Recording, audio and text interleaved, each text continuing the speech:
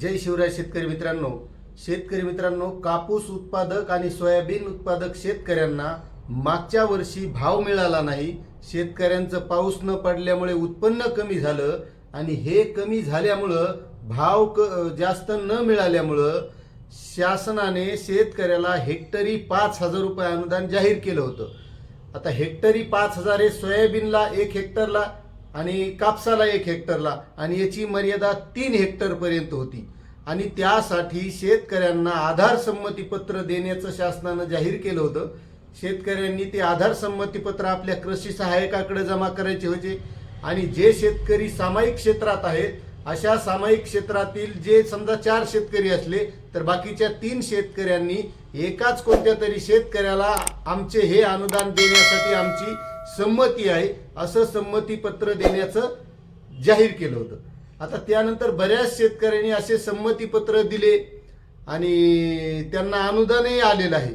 मात्र तरीही बरेच शेतकरी आणखीही हे अनुदान आल्यापासून वंचित आहेत. म्हणजे बऱ्याच शेतकऱ्यांच्या खात्यात हे पैसे आलेले नाहीत. मग त्या माध्यमातून काही शेतकऱ्यांना KYC करायची सांगितली होती, काही शेतकऱ्यांना करण्याची गरज नव्हती. की जे असे शेतकरी होते ज्यांना PM किसान योजनेचे पैसे येतात, नमो शेतकरी योजनेचे पैसे येतात, अशा शेतकऱ्यांना KYC करण्याची गरज नव्हती. पण KYC कोणत्या शेतकऱ्यांना करायची होती?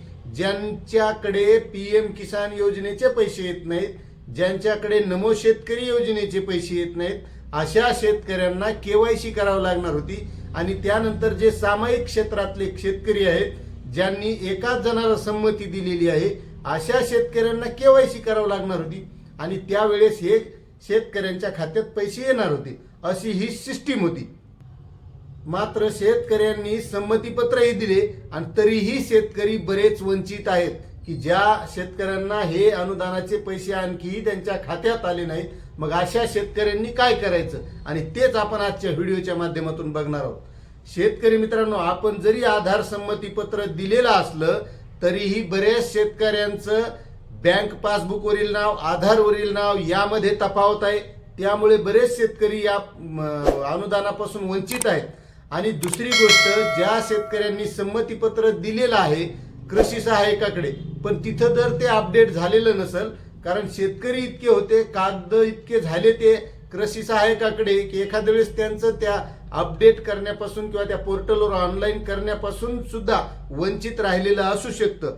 मग अशा शेतकऱ्यांनी काय करायचं की आपल्या कृषी सहाय्यकाकडे ही माहिती विचारायची, किंवा मी ऑनलाईनला दिलं होतं आपल्याकडे, मग मला हे पैसे का आले नाही. मग त्यावेळेस ते कृषी सहाय्यक पुन्हा तुमच्याकडून ते कागदपत्र घेतील आणि ते ऑनलाईन करतील आणि त्यानंतर तुम्हाला हे पैसे येतील.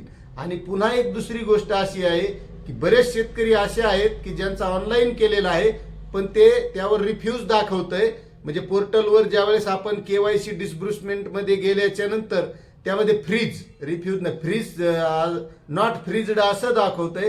त्या शेतकऱ्यांना हे पैसे नक्कीच येणार आहेत, कारण कृषी विभागाकडून ते अपडेट केल्याच्या नंतर जे शेतकरी वंचित राहिले अशा शेतकऱ्यांना हे अनुदान येणार आहे. मग अशा शेतकऱ्यांनी आपल्या कृषी सहाय्यकाकडे संपर्क करायचा आहे. जे सामायिक क्षेत्रवाले आहेत यामध्ये वंचित बरेच, ज्यांचं सामायिक क्षेत्र आहे असेच शेतकरी जास्त वंचित आहेत. आणि जवळपास आधार संमतीपत्र देण्यासाठी 13 लाख शेतकऱ्यांनी आणखीही दिलेलं नाही. म्हणजे 13 लाख शेतकरी हे आणखी आपलं आधार संमतीपत्र दिलं नाही. आता तुम्ही म्हणता की आपण दिलेलं आहे, मग दिलेलं आहे तुम्ही कृषी सहाय्यकाकडे, पण एखाद्या वेळेस तिथं अपडेट करायचं राहिलेलं असू शकतं. त्यामुळे आपण जे कोणी वंचित शेतकरी राहिलेले असतात या सोयाबीन आणि कापूस अनुदानापासून, तर अशा शेतकऱ्यांनी आपल्या कृषी सहाय्यकाशी, कृषी विभागाशी संपर्क करायचा आहे. आणि त्यांनी जर ते ऑनलाईन केलेलं नसेल किंवा नजर चुकीने राहिलेलं असेल, अशा शेतकऱ्यांनी पुन्हा हे कागदपत्र द्यायचे आणि हे तिथे अपडेट करून घ्यायचंय. आणि त्यानंतर त्या शेतकऱ्यांना हे पैसे मिळणार आहेत. आणि पुन्हा काही वंचित शेतकरी असे असू शकतात की ज्यांची पीक पाहणी केलेली नाही, नंतर ती पीक पाहणी अट रद्द झाली, त्यानंतर 7/12वर नोंद असणारे शेतकरी, तर ज्यांनी 7/12वर नोंद केलेली आहे अशा शेतकऱ्यांनी, किंवा तलाठी 7/12वर नोंद करतात, मग ती तशी 7/12 नेऊन कृषी सहाय्यकाकडे द्यायची आणि त्यावेळेस ते तिथे अपडेट करतील आणि मग त्या शेतकऱ्यांना हे अनुदान मिळणार आहे. मित्रांनो, जे वंचित राहिले त्यांनी आपल्या कृषी सहाय्यकाशी संपर्क करा आणि आपलं अनुदान मिळवा.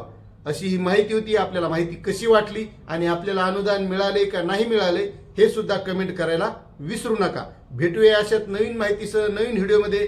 तोपर्यंत जय हिंद, जय महाराष्ट्र, जय किसान.